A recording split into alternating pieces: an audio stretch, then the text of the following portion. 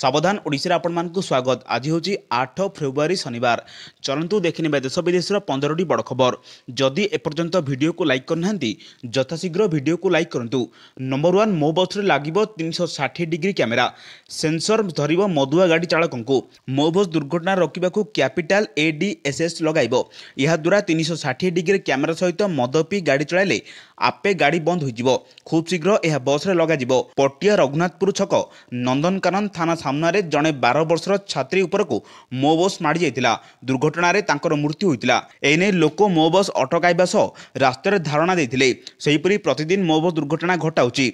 सहर भितर दुर्घटना रे 10 रु अधिक जीवन गलानी। नंबर 2 आसीबो सुभद्रा टंका उपकृत हेबे 18 लाख महिला।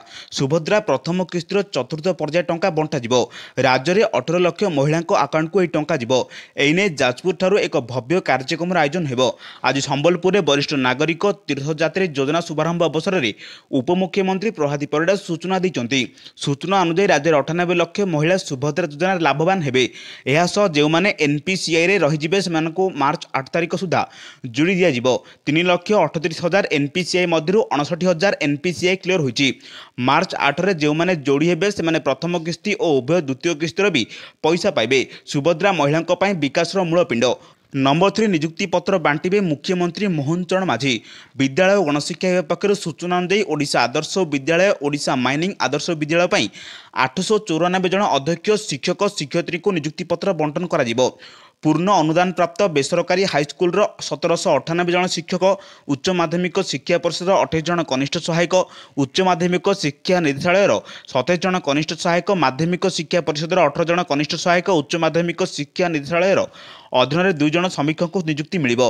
एही समारोह रे मुख्यमंत्री मोहन चरण माझी, उपमुख्यमंत्री प्रभाती परिड़ा, विद्यालय और गणशिक्षा मंत्री नित्यानंद गंड, स्वास्थ्य मंत्री मुकेश महालिंग, नगर उन्नयन मंत्री कृष्णचंद्र पात्र, दक्षता विकास मंत्री संपत चरण स्वाई, मुख्य शासन सचिव मनोज आहूजा एवं उन्नयन कमिशन अनुगर्ग प्रमुख उपस्थित रहिबे। नंबर 4 टोल गेट रे आरंभ हैला गाड़ी बीमा जांच। धरा पड़लेनी 1500 गाड़ी। वर्तमान टोल गेट रे केवल टोल आदाय नुहे आपणकर गाड़ी समस्त विवरण ठीक अछि कि ना जांच होउची। पूर्वरु परमिट टिकस आदि जांच होतिला। हेले चलित फेब्रुआरी 1 तारिख रु गाड़ीर बीमा अछि कि ना ता जांच होउची। एने राज्य रे थिबा 22टी टोल गेट रे जांच प्रक्रिया जारी रहिछि। वर्तमान ओडिसा रे प्राय 1500 गाड़ी बिना बीमा रे चलथार जणा पड़िछि। ई डिटेक्शन माध्यम रे ए बीमा अछि कि ना ता जणा पड़ि जाउछि। फल गाड़ी चालकों को वर्तमान तागिद कर छाड़ी दि जाउछि। परवर्ती समय यह उपर कड़ाकड़ी धरपकड़ करा जिवो बोली निष्पत्ति करा जायछि। नंबर 5 पुणी बढ़िबार धानर सहायक मूल्य। डाली और तैल जातीय द्रव्यर भी बढ़िबार सहायक मूल्य। आज केंद्र आगरे प्रस्ताव रखिले पूर्व भारत राज्य प्रतिनिधि मंडली। राज्य अतिथि भवन में बसिथिबा बैठक में प्रस्ताव रखिले राज्य गुड़िकर प्रतिनिधि मंडली। धान गहम डाली उत्पादन दर में तथ्य देले राज्यर प्रतिनिधि मंडली। राज्य में अतिथि भवन में बसिथिबा एक बैठक CSCP अध्यक्ष प्रोफेसर विजय पल शर्मा जोग देइथिया बेले ओडिशा, छत्तीसगढ़, बिहार, पश्चिमबंग और झारखंड में प्रतिनिधि मंडल जोग देइथिले। MSP मूल्य केते वृद्धि कले चाषी उपकृत हेबे से ने आलोचना होछि। खूब शीघ्र राज्य गुड़िक लिखित आकार में केंद्र को प्रस्ताव देबे बोली सूचना रही। नंबर 6 खूब शीघ्र मिलिबो आयुष्मान कार्ड। मिशन मोड चली कार्य छपा कार्य। एने सूचना देते स्वास्थ्य मंत्री मुकेश महालिंग। आयुष्मान योजना रे 3.5 कोटी लोकों को सामिल करने को लक्ष्य रखिछन्ती सरकार। आयुष्मान भारत सह IT इंटीग्रेशन चलते स्वास्थ्य मंत्री सूचना देते। तेबे 76 लाख परिवार को राज्य तार निजस्व पांठि और 33 लाख परिवार बीमा टंका केंद्र सरकार बहन करेंगे। देश में 30,000 हस्पिटाल चिकित्सा सुविधा पाइपर हिताधिकारी। सूचना अनुसार राज्यवासी को खूब शीघ्र मिलिबो आयुष्मान कार्ड। एने सूचना देते स्वास्थ्य मंत्री। आयुष्मान भारत प्रधानमंत्री जन आरोग्य योजना पर AMU स्वाक्षरित हो सारी। दिल्लीर स्वतंत्र कार्यक्रम में केंद्र और राज्य मध्य चुक्ति स्वाक्षरित होता। नंबर 7 महाकुंभ में महाघटन। प्रयागराज कुंभमेला रे पुणी अग्निकांड घटी। सेक्टर 18 शंकराचार्य मार्ग टेंट रे भयंकर निया लगी जाइछि। प्रयागराज दमकल बाहिनी घटनास्थल रे पहुंची निया को आयत्त करिसेंती। महाकुंभ में जलाचकटा ताती थमी नथिबा बेले एबे टेंट रे निया लगी जाइछि। सूचना अनुसार शुक्रवार सकाळे पुणी कुंभमेला रे पुणी थरे भयावह अग्निकांड घटी। सेक्टर 18 शंकराचार्य मार्ग थिबा इस्कन शिविर रे ए गैस सिलिंडर फाटी निया लगी जाइछि। अग्निकांड फल बहु कटेज जलीपोड़ी पाउंस हो जाइछि। घटनास्थल रे प्रयागराज अग्निशम बाहिनी पहुंची निया को आयत्त करिछि। ए घटना रे केही मृताहत होई नाहंती। नंबर 8 राज्य रे आरंभ हैला सुगम्य यात्रा कार्यक्रम। तोशाली भवन रे पताका देखाए एहाकु शुभारंभ करछने भिन्नक्षम और सशक्तिकरण मंत्री नित्यानंद गंड। दिव्यांग माने मेडिकल सह सरकारी कार्यालय रे किबळी सुरुखुरे पहुंचबे से नै भुवनेश्वर रे 3टी जोन पई 3टी टीम गठन करा जायछि। ए टीम गुडी को विभिन्न सरकारी कार्यालय बुली दिव्यांगों ପାଇଁ କେଉଁଠି କ'ଣ ବ୍ୟବସ୍ଥା ରହିଛି ତାହା ଅନୁଧ୍ୟାନ କରିବ। ଟିମ୍ ରିପୋର୍ଟ ଦେବା ପରେ ଆବଶ୍ୟକ ସ୍ଥଳେ ଦିବ୍ୟାଙ୍ଗଙ୍କ ପାଇଁ ସରକାରୀ କାର୍ଯ୍ୟାଳୟରେ ଉଚିତ ବ୍ୟବସ୍ଥା କରାଯିବ। ଜିଲ୍ଲାଗୁଡ଼ିକରେ ଜିଲ୍ଲାପାଳମାନେ ଏହି କାର୍ଯ୍ୟକ୍ରମ ତଦାରଖ କରିବେ ବୋଲି କହିଛନ୍ତି ମନ୍ତ୍ରୀ ନିତ୍ୟାନନ୍ଦ ଗଣ୍ଡ। ନମ୍ବର 9 ମାର୍ଚ୍ଚ ମାସରେ ମିଳିପାରେ ଆୟୁଷ୍ମାନ କାର୍ଡ, ଉପକୃତ ହେବେ 3.5 କୋଟି ଲୋକ। ଓଡ଼ିଶାରେ ଆୟୁଷ୍ମାନ ଭାରତ ପ୍ରଧାନମନ୍ତ୍ରୀ ଜନ ଆରୋଗ୍ୟ ଯୋଜନା ପାଇଁ ଲାଗୁ ପାଇଁ ଗତ ମାସ 13 ତାରିଖରେ କେନ୍ଦ୍ର ସରକାର ଏବଂ ରାଜ୍ୟ ସରକାରଙ୍କ ମଧ୍ୟରେ ବୁଝାମଣା ପତ୍ର ସ୍ୱାକ୍ଷର ହୋଇଥିଲା। ଏହି ଯୋଜନା ଲାଗୁ ହେଲେ ରାଜ୍ୟରେ 1.3 କୋଟି ପରିବାର, 3.5 କୋଟି ଲୋକ ତଥା 23 ଲକ୍ଷରୁ ଅଧିକ 70 ବର୍ଷରୁ ঊର୍ଦ୍ଧ୍ୱ ବରିଷ୍ଠ ନାଗରିକ ଚିକିତ୍ସା ଉପକୃତ ହେବେ। ସ୍ୱାସ୍ଥ୍ୟମନ୍ତ୍ରୀ କହିଛନ୍ତି ବର୍ତ୍ତମାନ କାର୍ଡ ପ୍ରିଣ୍ଟିଂ ସହ ଆଇଟି ସଂଯୋଗୀକରଣ ଚାଲିଛି। ମାର୍ଚ୍ଚ ଶେଷ ବେଳକୁ ଆୟୁଷ୍ମାନ କାର୍ଡ ମିଳିପାରେ। ପ୍ରାଥମିକ ଭାବରେ 3.5 କୋଟି ଲୋକଙ୍କୁ ମିଳିବ ଆୟୁଷ୍ମାନ କାର୍ଡ। ଆୟୁଷ୍ମାନ ଯୋଜନା ଓ ଗୋପବନ୍ଧୁ ଜନ ଆରୋଗ୍ୟ ଯୋଜନା ପାଇଁ ଗୋଟିଏ କାର୍ଡ ମିଳିବ। ଆୟୁଷ୍ମାନ ଭାରତ ଯୋଜନାରେ ପ୍ରତିବର୍ଷ ହିତାଧିକାରୀଙ୍କୁ 5 ଲକ୍ଷ ଟଙ୍କା ପର୍ଯ୍ୟନ୍ତ ସରକାରୀ ଓ ବେସରକାରୀ ହସ୍ପିଟାଲରେ ଚିକିତ୍ସା ମିଳିପାରିବ। ନମ୍ବର 10 ଆରବିଆଇଙ୍କ ମୁଦ୍ରାନୀତି ଘୋଷଣା ପରେ ସେୟାର ବଜାରରେ ହ୍ରାସ, 280 ପଏଣ୍ଟ ଖସିଲା ସେନ୍ସେକ୍ସ। ଭାରତୀୟ ରିଜର୍ଭ ବ୍ୟାଙ୍କ ଆରବିଆଇ ମୁଦ୍ରାନୀତି ସମୀକ୍ଷା ବୈଠକରେ ନିଷ୍ପତ୍ତି ଘୋଷଣା ପରେ 7 ଫେବୃଆରୀ ଶୁକ୍ରବାର ଦିନ ସେୟାର ବଜାରରେ ହ୍ରାସ ଦେଖାଦେଇଛି। ଆରବିଆଇ ସୁଧହାର ହ୍ରାସ କରିବା ଯୋଗୁଁ ସେନ୍ସେକ୍ସ ପାଖାପାଖି 780 ପଏଣ୍ଟ ହ୍ରାସ ପାଇଛି।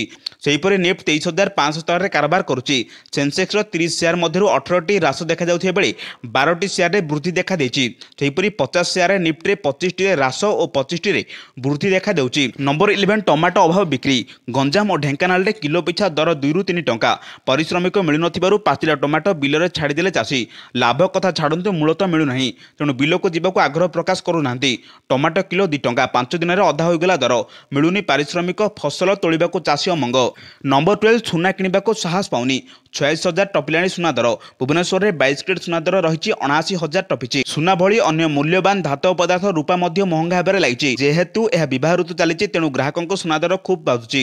ଦର ବଢ଼ୁଥିଲେ ବି ଆବଶ୍ୟକତାକୁ ଦୃଷ୍ଟିରେ ରଖି ଅଳ୍ପ ଅଳ୍ପ ସୁନା କିଣିବାକୁ ବାଧ୍ୟ ହେଉଛନ୍ତି। ସୁନା ଦର ବଢ଼ିବା ପଛରେ ଅନେକ କାରଣ ରହିଥିଲେ ବି ବିଶ୍ୱରେ ଚାଲିଥିବା ଟ୍ରେଡ୍ ୱାର ସୁନା ଦର ବୃଦ୍ଧିର ପ୍ରମୁଖ କାରଣ ବୋଲି କୁହାଯାଉଛି। ଏହାସହ କେନ୍ଦ୍ର ସରକାରଙ୍କ ବଜେଟ୍ ଘୋଷଣା ଏବଂ ଆମେରିକା ରାଷ୍ଟ୍ରପତି ଡୋନାଲ୍ଡ ଟ୍ରମ୍ପ କାନାଡା, ମେକ୍ସିକୋ ଓ ଚୀନ ଉପରେ ଶୁଳ୍କ ଲଗାଇବାକୁ ପରଠାରୁ ଦର ବଢ଼ି ଚାଲିଛି। ଏବେ ସୁନା ଦର 46,000 ଉପରେ ଥିବାବେଳେ ଆଗକୁ ଦର ଲକ୍ଷେ ଛୁଇଁବାର ଆଶଙ୍କା ଦେଖାଦେଇଛି। ନମ୍ବର 13 ପୁଣି ବଢ଼ିପାରେ ଧାନର ଏମ୍ଏସ୍ପି ଦର। ପୁଣି ବଢ଼ିପାରେ ଧାନର ସହାୟକ ମୂଲ୍ୟ।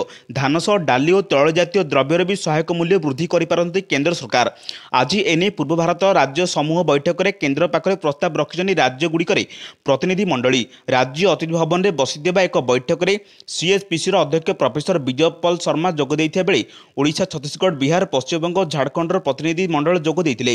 ଧାନ, ଗହମ, ଡାଲି ଓ ତୈଳଜାତୀୟ ଶସ୍ୟ କେଉଁ ରାଜ୍ୟରେ ଉତ୍ପାଦନ ଦର କେତେ ରହୁଛି, ଏନେଇ ଏକ ତଥ୍ୟ କେନ୍ଦ୍ର ଆଗରେ ଉପସ୍ଥାପନା କରିଥିଲେ। ଅନୁପାତରେ ଏମ୍ଏସ୍ପିର ମୂଲ୍ୟ କେତେ ବୃଦ୍ଧି କରାଗଲେ ଚାଷୀ ଉପକୃତ ହେବେ, ସେ ନେଇ ଆଲୋଚନା ହୋଇଥିଲା। ନମ୍ବର 14 ଆଗାମୀ ଦିନରେ ଶିକ୍ଷା ବିଭାଗକୁ ନିଯୁକ୍ତିର ବଡ଼ ଧମାକା ହେବାକୁ ଯାଉଛି। ଏବେ ମଧ୍ୟ ସରକାରୀ ଚାକିରି ନିଯୁକ୍ତି କମ୍ ଅଛି। ସାଧାରଣ ଲୋକ ସରକାରୀ କାର୍ଯ୍ୟାଳୟରେ ଅନେକ ଆଶା ନେଇ ଆସନ୍ତି। ଯେଉଁ କର୍ମଚାରୀ ପାଖରେ ଏ କାମ ଥାଏ, ସେଥିପାଇଁ ସେ ବହୁତ ଆଶା ବାନ୍ଧି ବସିଥାନ୍ତି। ତୃଣମୂଳ ସ୍ତରରେ ସବୁଠୁ ଭାର ଏବେ ଆପଣଙ୍କ କାନ୍ଧରେ ବୋଲି ମୁଖ୍ୟମନ୍ତ୍ରୀ ମୋହନ ଚରଣ ମାଝୀ ଶୁକ୍ରବାର ଦିନ କହିଛନ୍ତି। ସ୍ଥାନୀୟ ୟୁନିଟ୍ 3 ସ୍ଥିତ କ୍ୟାପିଟାଲ ହାଇସ୍କୁଲ ପଡ଼ିଆରେ ଆୟୋଜିତ ନିଯୁକ୍ତି ସମାରୋହରେ ମୁଖ୍ୟ ଅତିଥି ଭାବେ ମୋହନ ମାଝୀ ଗତ 7 ମାସର ନିଯୁକ୍ତି ପ୍ରକ୍ରିୟାକୁ ବ୍ୟାପକ କରାଯାଇଛି। ନମ୍ବର 15 ପ୍ରକାଶ ପାଇଲା ଓଡ଼ିଶା ସିଭିଲ ସର୍ଭିସ ପ୍ରିଲିମିନାରୀ ପରୀକ୍ଷା ଫଳ। ଏଥିରେ 4,769 ଜଣ କୃତକାର୍ଯ୍ୟ କରିଛନ୍ତି। ଏନେଇ ଓପିଏସସି ପକ୍ଷରୁ ବିଜ୍ଞପ୍ତି ପ୍ରକାଶ ପାଇଛି। କୃତକାର୍ଯ୍ୟଙ୍କ ମଧ୍ୟରେ ଅଛନ୍ତି 1,573 ମହିଳା। ଲୋକସେବା ଆୟୋଗର ୱେବସାଇଟ୍ରେ ଉପଲବ୍ଧ ହେଉଛି ରେଜଲ୍ଟ। ଲିଖିତ ପରୀକ୍ଷା ପାଇଁ ତାରିଖ ଧାର୍ଯ୍ୟ କରିବ ଓପିଏସସି। ଏହିଭଳି ଗୁରୁତ୍ୱପୂର୍ଣ୍ଣ ଖବର ପାଇବା ପାଇଁ ଆମ ଚ୍ୟାନେଲ ସହ ଯୋଡ଼ି ରୁହନ୍ତୁ। ଯଦି ଚ୍ୟାନେଲରେ ନଥିବେ ତେବେ ଚ୍ୟାନେଲକୁ ସବସ୍କ୍ରାଇବ୍ କରି ପାଖରେ ଥିବା ବେଲ୍ ଆଇକନ୍ ଦବାଇ ଅଲ୍ ନୋଟିଫିକେସନକୁ ଅନ୍ କରନ୍ତୁ, ଯାହାଦ୍ୱାରା ଏଭଳି ଗୁରୁତ୍ୱପୂର୍ଣ୍ଣ ଖବର ଆପଣମାନଙ୍କ ପାଖରେ ସର୍ବହତେ ପହଞ୍ଚାଯିବ। ବ୍ୟୁରୋ ରିପୋର୍ଟ, ସାବଧାନ ଓଡ଼ିଶା।